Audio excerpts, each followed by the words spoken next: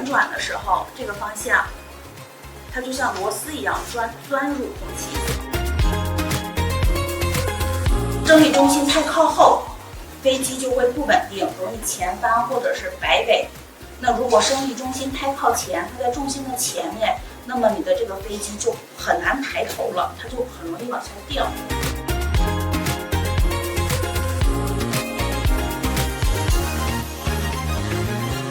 如果我是这个和这个两个呢？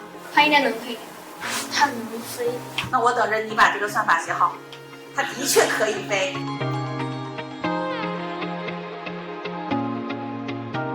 WiFi 连接呼啦什么什么什么，把你的手里的呼啦拿起来看一下后边。